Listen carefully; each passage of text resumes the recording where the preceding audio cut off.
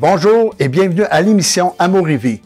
On reçoit aujourd'hui le révérend Pierre Paradis, missionnaire des Assemblées de la Pentecôte du Canada. Il nous partagera son témoignage touchant sur comment le Seigneur l'a délivré de la drogue, son changement de vie et comment il s'est rendu pour diriger une école biblique au Congo. Depuis nos studios de la télévision communautaire de l'Érable à Plessisville, je vous invite à découvrir l'histoire de Pierre. Bonjour Pierre, comment ça va? Ça va très bien, Pasteur René. Pierre Paradis est missionnaire outre-mer pour les Assemblées de Pentecôte du Canada. J'aimerais qu'on puisse savoir d'où tu viens et comment t'es arrivé à la vie, dans quelle région et qu'est-ce qui s'est passé un peu? Bon, j'ai eu une enfance quand même relativement bonne. Je suis né dans une famille normale. Je suis né à Rosemont, sauf que j'ai resté juste 6 mois à Rosemont. Après ça, on a déménagé à Longueuil. Donc, c'est toutes des étapes que je me souviens pas parce que j'étais trop jeune. OK. Mais je peux considérer que je suis un gars de la Rive-Sud, de Montréal. Okay. Vécu longtemps à Longueuil, vécu longtemps à Boucherville. Donc, c'est un peu mon patelin. Donc, mon père était un travailleur dans l'industrie de la bière. Il travaillait chez Molson, après ça, il travaillait chez Labatt. Et c'était des bons salaires, mais on n'avait pas une maison extraordinaire. On avait une maison très, très, très ordinaire, même peut-être un peu plus bas que la moyenne. Okay. Mais c'était suffisant pour la famille, puis on voyageait beaucoup aussi. Plusieurs frères, plusieurs sœurs? Non, j'ai juste une sœur. Mais la petite enfance, comment ça a été? On parle du primaire, secondaire, moyenne enfance. Bon, quand j'étais à l'école, j'étais longtemps petit de taille. Okay. Je suis pas tellement grand plus aujourd'hui, là. Mais souvent, tu te souviens, à l'école, on nous mettait par taille. Donc, oui. Les plus petits en avant, les plus grands en arrière. Donc, j'étais toujours en avant. Donc, tu étais le premier qui rentrait dans la classe. C'est ça. Ah, okay. Alors, à cause de la petite taille, bien sûr, je devais subir les outrages des plus grands. Okay. Mais dans l'ensemble, ça a bien été. Je me concentrais sur mes études. J'ai toujours aimé étudier. Donc, okay. Donc, est-ce qu'on peut dire que tu étais un premier de classe? Assez souvent, oui. Secondaire, même chose? Assez souvent aussi, oui. À Boucherville? Oui. OK. Juste pour te donner un exemple, en chimie, j'ai toujours aimé la chimie. D'accord. Alors, en secondaire 4, j'avais un professeur qui venait d'Haïti, donc M. Julio, et il a vu que j'avais certaines capacités en chimie. Alors, ce qu'il faisait bien souvent, il disait à la classe, moi, je vais aller prendre mon café en bas de la cafétéria, mais M. Paradis va vous expliquer tous les petits problèmes. Alors, il me laissait avec la classe, puis c'est moi qui expliquais les problèmes, les solutions. Maintenant, ça t'emmène dans l'âge jeune adulte, tu as commencé à aller sur le marché du travail, tu as fait quoi au juste? Bon, disons que les fins d'année du secondaire ont été plus axées sur la musique, non? Donc, j'allais voir des spectacles de musique. Okay, on parle de la musique rock. Oui, on parle tout de la musique de rock, rock progressif. Donc, tous les noms que les jeunes entendent aujourd'hui comme des groupes que leurs parents ont connus. Là. Emerson, Lake et Palmer, J'ai tout vu ces gens-là en spectacle. Okay. Donc, tu étais vraiment orienté vers de la musique de ce type-là. C'était mon Dieu, je pourrais dire. Tout d'un coup, il arrive un tournant dans ta vie. Tu as découvert le Seigneur. Parle-nous de ce temps-là. Là. Bon, c'est lié un peu à ce qu'on vient de dire précédemment. Okay. C'est qu'habituellement, moi, le samedi, j'étais toujours dans un spectacle quelque part. Okay. Au début, c'est sûr que j'étais environné de gens qui prenaient de la drogue, donc moi, j'en prenais pas. Okay. Mais à force d'être environné, puis de la respirer avec eux, à un moment donné, tu essaies toi aussi. Okay. Alors, j'ai quand même touché à ces choses-là. Et à un moment donné, le samedi précédemment, l'expérience que je vais décrire par la suite, j'étais dans un spectacle à Montréal. Le groupe s'appelait Manège. C'est un groupe québécois. Puis pendant le spectacle, j'ai eu comme une pensée. J'ai dit, ça serait grave s'il se mettrait à neiger. Mais effectivement, quelques minutes plus tard, il y a eu de la neige artificielle qui a été faite parce que le groupe s'appelait Manège. Okay. Et là, j'ai pas aimé beaucoup l'expérience de savoir à l'avance ce qui était pour se passer. Alors, j'avais décidé ce jour-là que la drogue, c'était fini. Okay. Alors, c'était une bonne chose parce que le samedi suivant, j'ai été invité chez un de mes oncles pour une réunion chrétienne. Puis, si j'aurais été encore dans le même mood qu'avant, j'aurais pas été, puis j'aurais dit non, j'ai mes amis, j'ai des choses à faire. Mais là, j'avais rien à faire. Donc, je suis allé, c'était dans son sous-sol de sa maison privée à Saint-Hubert. Okay. Et c'est là que j'ai entendu l'Évangile. Puis quand je suis allé avec ma sœur. Ma sœur est 5 ans plus jeune que moi. Puis j'allais vraiment pour, détruire un peu ce qu'il était pour dire, là. Parce que moi, je croyais à la science, je croyais à la réincarnation. Donc, tu avais un but arrêté, c'était d'aller là et de... On va leur montrer qu'ils sont dans l'erreur. T'obstiner même. Oui. OK. Ouais. Puis, c'est ça, je croyais à la réincarnation, je croyais aux soucoupes volantes, je croyais à la science. Bon, toutes les choses scientifiques m'intéressaient beaucoup. Souviens-toi qu'à cette époque-là, l'homme avait déjà marché sur la Lune. Oui. Alors, quelle année pour nos auditeurs? Okay. En fait, c'est 75. 75, OK. Ouais, novembre 75. Et là, je suis allé chez mon oncle. Bon, mon oncle, toute la famille le fuyait parce que il disait qu'il avait vraiment changé complètement d'orientation. Fait qu'il n'y a personne qui voulait le voir. Même ma propre famille, mes parents ne voulaient pas le voir. Tout le monde disait qu'il était devenu fou. Ah! Ouais. Alors, c'est une manière d'interpréter la foi chrétienne, là. Alors, c'est ça. Donc, quand je suis allé là, voilà un peu l'intention que j'avais derrière la tête. Mais quand je suis arrivé, j'ai pas pu rien dire. Les gens adoraient Dieu, les gens louaient Dieu. Ça semblait sincère. On était un peu comme dans un sous-sol, comme dans le studio ici. Donc, les gens regardaient vers le plafond. Fait que je regardais vers le plafond pour essayer de voir ce qu'ils voyaient. Je voyais rien, bien sûr. Et là, le pasteur a prêché. Je me souviens pas ce qu'il a prêché. Mais à l'intérieur, ça me disait, ça, c'est la vérité. Okay. Alors, c'est assez spécial que tu saches pas qu'est-ce que la personne dit, mais que tu as un témoignage intérieur qui te dit que ça, c'est la vérité. Okay. Alors, je me souviens pas du message. C'est que dans le fond, toi, tu voulais aller déranger et tu as été dérangé. Oui. En fait, ça vient à ce passage que je te partageais tout à l'heure, dans 2 Corinthiens 13:8, où Paul dira, on n'a aucune puissance contre la vérité, on a de la puissance que pour la vérité. Alors, quand on est dans la vérité, il n'y a rien qui peut nous troubler ou nous contredire parce que tu tiens sur quelque chose qui est solide. D'accord. Alors, à la fin de la prédication, on était juste moi et ma sœur comme nouveaux dans l'endroit. Okay. Alors, le pasteur a fait un appel très direct. Il a dit, on va demander à nos 2 amis ici, parce qu'on était assis par terre. Direct comme dirigé aussi. Là. Direct sur nous, s'ils veulent recevoir Christ dans leur vie. Alors, moi, j'ai dit, oups, là, je suis coincé. Alors, j'ai essayé de m'en sortir. J'ai dit, c'est une grave décision. Ça demande réflexion. Okay. Alors, c'est resté comme ça. Sauf que eux, après ça, tout le monde se trouvait un coin quelque part puis commençait à prier. Alors, je me suis trouvé un coin quelque part puis j'ai commencé à prier, mais sans savoir trop comment le faire. D'accord. Et le pasteur, tout à coup, j'ai senti qu'il était juste à côté de moi, puis il a dit, répète après moi, Seigneur Jésus, je suis un pécheur, je t'accepte dans ma vie, viens, etc. Donc, j'ai fait de la prière de repentance, sans même l'avoir demandé. Donc, c'est pour ça que des fois que je dis que moi, je suis pas entré dans le royaume de Dieu, on m'a projeté dans le royaume de Dieu. Mais pour un cartésien, là, c'était un événement qui va à l'encontre de ta façon logique de réfléchir aux choses, là. Oui, absolument. Mais la conviction que c'était la vérité a pris le dessus. Okay. Alors, ça, c'était le samedi soir. Le lendemain matin, dimanche, je suis à l'église avec ma sœur. OK. Et depuis ce temps-là, tous les dimanches... On parle de l'église Saint-Hubert, là. On parle de l'église à Otterburn Park. Et si t'en venais à faire un changement complet de cap, là? Oui, mais le changement s'est fait un peu à notre insu. Parce que moi et ma sœur, 5 ans de différence, garçon et fille, on était un peu chien et chat. OK. Alors, je pense que je ne l'ai jamais appelé par son prénom. Alors, on était très méchants l'un envers l'autre. Puis le jour où on a accepté Jésus-Christ, tout a changé, mais sans s'en apercevoir. OK. Sauf que ma mère, elle s'en est aperçue.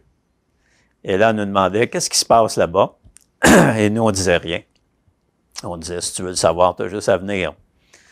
Alors, ça a pris un an, pas un an, 1 mois à mes parents pour venir. Okay. Puis les 2 ont accepté le Seigneur quand ils sont venus. OK, de la même façon que toi, avec une prière qui invite Jésus à venir dans son cœur pour être sauvé. Oui. Puis pas longtemps après, on avait un temps de jeûne et prière au début de l'année 76. OK. Et à ce moment-là, il y a eu vraiment des grandes choses qui se sont faites. Mon père a été délivré de l'alcool. Donc, 22 ans d'alcoolisme. Du jour au lendemain, plus une goutte. Wow, c'est une grâce. J'ai vécu la même grâce en passant, moi. Par la prière, une délivrance instantanée. C'est une grâce que j'ai eue, là. Oui. Et on peut appeler ça un miracle aussi. Aussi, oui. Parce que mon père travaillait chez Labatt. Donc, très souvent, il y avait 3 bouteilles de bière autour de la ceinture. D'accord. Toujours prêtes. Et en dernier, il buvait 3 douzaines de bière par jour. Okay. Donc, 36 bouteilles de bière par jour. Oh. Alors, c'est sûr que ça affectait son caractère, ça affectait la manière dont il arrivait à la maison. Donc, c'est une bonne chose que l'Évangile le transforme. Aujourd'hui, ça fait plus de 45 ans de ça, puis il n'a jamais retouché à l'alcool. Tu as accepté le Seigneur, ton père, ta mère, il y a une transformation familiale, et là, tout d'un coup, il vient quelque chose à ton cœur, mais cette chose, c'est l'appel au ministère. Là. Et comment ça s'est fait, cet appel? Comment tu l'as ressenti? Oui, mais je pense que l'appel, ça se fait par ton implication puis ton engagement. Okay. Parfois, il y a des gens qui ont peut-être un appel, mais ils veulent pas s'engager. Alors, l'appel ne sert à rien. Okay. Alors, dans mon cas, il y a un passage dans la Bible, quand je l'avais lu, qui m'avait touché, c'était Ecclésiaste 9, verset 10. Okay. Ça dit, tout ce que tu trouves à faire avec ta force, fais-le. OK. Bon, ça rajoute, parce que dans le séjour des morts, il n'y aura plus rien d'autre que tu vas pouvoir faire. Donc, ça met une grosse emphase sur la vie. Ce que tu as à faire, fais-le de ton vivant. Mais j'ai bien aimé ce texte. Il disait, tout ce que tu es capable de faire, fais-le. Donc, ce que j'ai fait, c'est que je me suis proposé.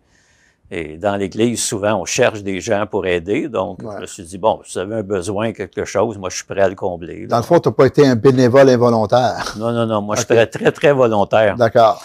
Oui. Alors, j'ai fait presque tout ce qui se fait dans une église. D'accord. Alors, j'ai commencé, j'ai joué la guitare devant, j'ai fait l'école du dimanche pour les 16 à 18 ans. Okay. J'en avais 20. Fait que j'avais 2 ans de différence avec mes étudiants. J'ai été leader jeunesse, j'ai été au son, j'ai été à la basse, j'ai été au clavier. J'ai été évangéliste. Et à quelque part, tu te ramasses pasteur, là. Mm-hmm.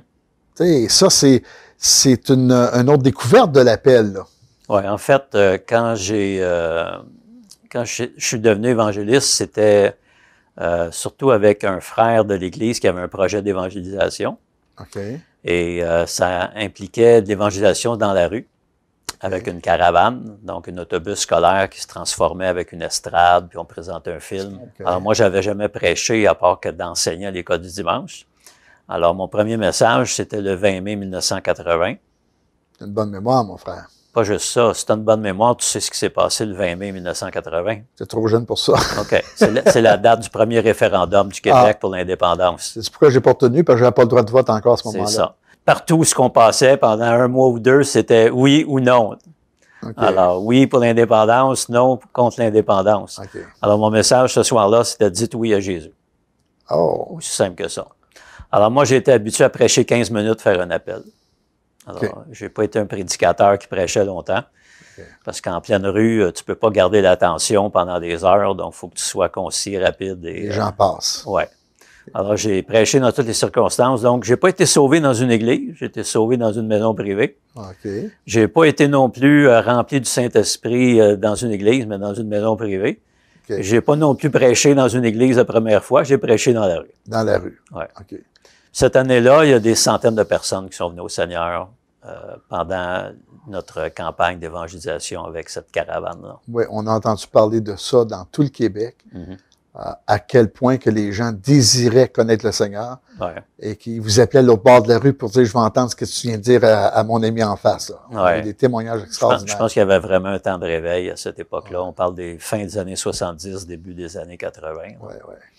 Après ça, ce qui est arrivé, c'est qu'à l'église où j'étais, il y a un pasteur qui a été mandaté pour ouvrir une œuvre, une extension à Boucherville. Okay. Et il a commencé, et à l'occasion, m'invitait pour prêcher. Et à un moment donné, il y avait vraiment besoin d'aide, alors je me suis offert d'être évangéliste associé. Okay. Donc, je suis pas allé comme pasteur assistant, j'allais comme évangéliste associé. Et je pouvais faire du ministère en dehors de l'Église, mais aussi avec l'Église dans l'évangélisation. À ce moment-là, est-ce que tu étais marié ou... Oui. Maintenant, tu es au Québec, tu es bien dans l'œuvre, tu es établi, tu deviens le pasteur de Boucherville, et tout d'un coup, on apprend que Pierre Paradis et Marielle ont un désir dans le cœur qui vient de fleurir, celui de vouloir être missionnaire. Mm-hmm. Bon, je pense qu'il y a tout un cheminement derrière ça. C'est pas une décision qu'on prend à la dernière minute, puis on s'en va missionnaire. D'ailleurs, ceux qui ont fait cela, souvent, ça a été un échec. Pas non seulement dans le ministère, mais parfois même au niveau de la foi. Ouais. Alors, on voulait pas s'engager d'une manière inconsidérée. Alors, ce qu'on a fait, on a voulu tester notre appel missionnaire. Ce qu'on a fait, on est allé à quelques missions court terme en Haïti. Alors, on est allé 2 fois 2 semaines en Haïti, en 2002, en 2004. Et en 2006, on est allé remplacer nos missionnaires qui étaient là-bas à Port-au-Prince pendant 3 semaines. On avait le ministère entre les mains.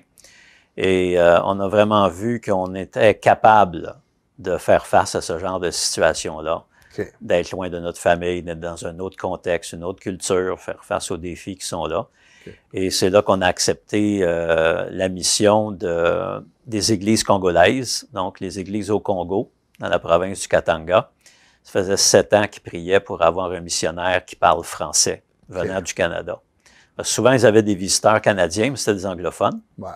Et eux voulaient avoir quelqu'un qui se débrouille, puis même, c'est sa langue maternelle, le français. Alors, nous, on a décidé qu'on serait la réponse à leur prière. Pour ce moment ici, ce serait intéressant d'entendre le chant que tu as choisi. Et parle-nous un petit peu de ce chant, puis les auditeurs vont pouvoir l'écouter par la suite. OK. Alors, le chant que j'ai choisi, c'est un classique. Je pense que c'est toujours intéressant de pouvoir aimer un chant que ça fait des siècles qu'il a été composé et qui fonctionne. Et c'est le chant Dieu Tout-Puissant. OK. Ouais, et c'est un chant qui me touche particulièrement, surtout dans le début, parce que ça parle de la création de Dieu, qu'on ne peut pas ignorer qu'il y a un créateur quelque part quand on considère la création dans tous ses ouvrages, de l'infiniment petit jusqu'à l'infiniment grand. Et j'aime beaucoup ici la 3e strophe qui dit « Quand mon Sauveur éclatant de lumière se lèvera de son trône éternel, et que laissant les douleurs de la terre, en tout cas, la suite me vient pas. L'entendre.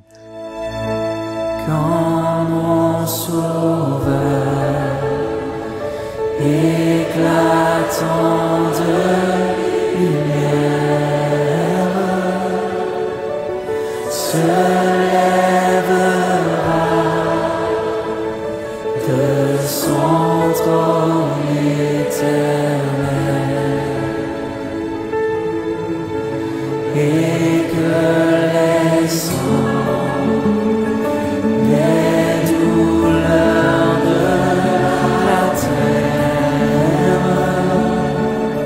de la terre, je pourrai voir les splendeurs de son ciel. Wow, quel beau chant. Maintenant qu'on est revenu, que les auditeurs ont entendu, continue à nous parler à propos de cette mission. Maintenant, tu es rendu au Congo, tu as accepté la mission, mais c'est une mission qui se passe comment? Oui. Dans notre cas, c'était vraiment au niveau de l'enseignement. Parce qu'ils cherchaient un directeur biblique pour leur école. Donc, l'école existait déjà. Par contre, quand on est arrivé là-bas, ils louaient des locaux. Et bien sûr, quand le propriétaire a vu qu'un Blanc est arrivé dans l'endroit, il a commencé à doubler son loyer à chaque année. Alors, on est passé de 300 $ US à 600, l'année d'après à 1200, puis après ça, il voulait 2400 par mois. Alors, je me suis dit, à ce prix-là, on peut construire. Alors, j'ai demandé à notre organisation de m'avancer un prêt et on a construit. On a pris 3 mois pour construire et après 3 mois, déménager dans nos bâtiments. Quand on parle de construire, est-ce que toi, tu participais à la construction ou tu coordonnais? Bon, je participais dans le sens que j'étais le maître d'œuvre, le superviseur. Donc, c'est moi souvent qui transportais le matériel. C'est sûr que j'avais donné le contrat à un entrepreneur congolais. Donc, il y avait un contrat bien établi. Il devait rendre le bâtiment après tant de temps, sinon il y avait des pénalités, tout ça. Donc, mais tu n'étais pas uniquement un casque blanc comme on connaît ici, là? Au départ, oui. Mais tout ce qui est de la finition intérieure, on a contribué, non seulement moi, mais aussi mon épouse. Parce que là-bas, dès que tu es blanc, il y a une taxe spéciale. Donc, si tu demandes de faire un travail à un ouvrier là-bas, puis tu es un Congolais, il va te donner un prix, mais si tu es un blanc, c'est le double. Donc, quand j'ai entendu les prix qu'on me demandait, j'ai dit, bon, je pense que je vais le faire moi-même, même si j'avais aucune connaissance comment faire ces trucs-là. Juste pour le plaisir de nos éditeurs, j'aimerais laisser savoir à ce moment-ci que ce phénomène de charger plus cher aux étrangers ne se trouve pas seulement qu'en Afrique, mais il y a des pays d'Europe où lorsqu'ils détectent que tu n'es pas un natif, ben la carte des restaurants n'est pas la même que les natifs de ce pays-là.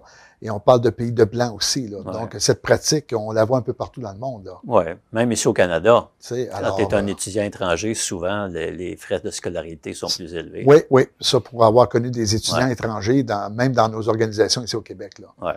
Alors, maintenant, toi, ton poste, c'était directeur de collège public. Ouais. Ça veut dire quoi, ça?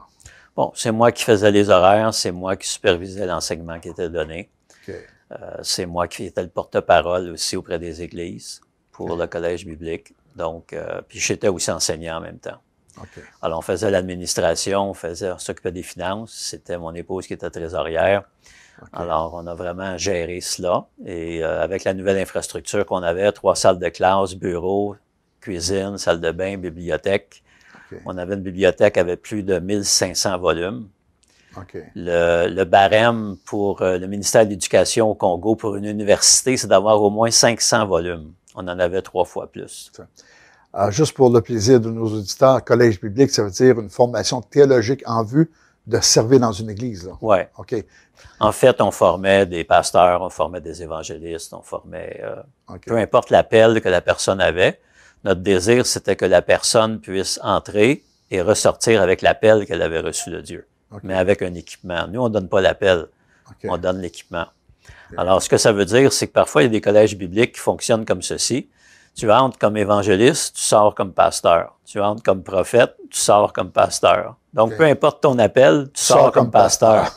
Donc, c'est des fabriques à pasteurs. Donc, OK. moi, j'étais pas pour ce genre de philosophie-là. OK. J'étais pour respecter l'appel de l'étudiant ou de l'étudiante et lui permettre d'être mieux équipé pour faire l'appel auquel Dieu l'a. Maintenant, vous vivez un certain temps là, et là, vous ressentez l'appel d'aller vers un autre pays d'Afrique, là. Oui, on était 7 ans au Congo, OK. à Lubumbashi. Donc, de 2007 à 2014. 2014, on a eu quelqu'un qui nous a appelé, qui était directeur d'une école de mission, avec le même organisme ici au Canada. Et il avait vu en nous son successeur, parce que lui, ça faisait plusieurs années qu'il était là avec son épouse. Puis, vu que la plupart des gens qui allaient à cette école-là, bien que ce soit en Afrique du Sud, étaient francophones, OK. il voyait que peut-être un directeur francophone, ce serait une bonne chose. D'accord. Alors, on a accepté ce poste-là. Donc, de 2014 jusqu'à la pandémie, on était directeur à Pretoria de Mission, Exposition et Transformation, qui est une école de formation pour la mission, mais pour les Africains. OK. On est déjà rendu à la fin, et j'aimerais que tu puisses parler à la caméra et nous dire ta plus grande découverte par rapport à l'être humain. Bon, je pense que quand on regarde le peu d'expérience qu'on peut avoir avec le continent africain, vous savez, quand on arrive, c'est sûr qu'on pense qu'on est différent. Et on se fait rappeler qu'on est différent aussi, parce qu'il y a un terme là-bas en Swahili pour désigner un blanc, on l'appelle Muzungu. Alors, Muzungu, on ne pouvait jamais oublier qu'on était des Muzungu, parce qu'on nous le disait à peu près 25 fois par jour. Mais à un moment donné, à la blague, on disait, quand les gens disaient Muzungu, on disait « Il est où le Muzungu? » Parce que nous, on se voyait plus comme un Muzungu, on se voyait vraiment comme eux. Et notre désir, c'était vraiment de partager leurs défis, leurs difficultés. Et je crois que la culture, la couleur de peau, la race, la langue, ça n'a aucune importance devant le plus grand besoin que l'être humain peut avoir. Et ce besoin-là, c'est de rétablir notre communication avec le Créateur, avec celui qui nous a conçus, avec celui qui a donné vraiment tout ce qu'il pouvait pour qu'on puisse être réconcilié avec lui. Et il l'a fait d'une manière magistrale en s'incarnant lui-même, en devenant semblable à nous. Et c'est souvent ce que le missionnaire essaye de faire. Il essaie d'incarner la vérité parmi un peuple, parfois qui ne connaît rien de Dieu, qui ne connaît rien de la Bible, connaît rien de Jésus. Et c'est en s'incarnant, donc en vivant parmi eux, qu'on peut enseigner davantage la vérité plutôt que de la proclamer avec notre bouche. On peut la proclamer avec nos actions. Et c'est ce que Jésus a fait. C'est Dieu fait chair au milieu de nous. Il a vécu parmi les hommes. Malheureusement, il a été crucifié.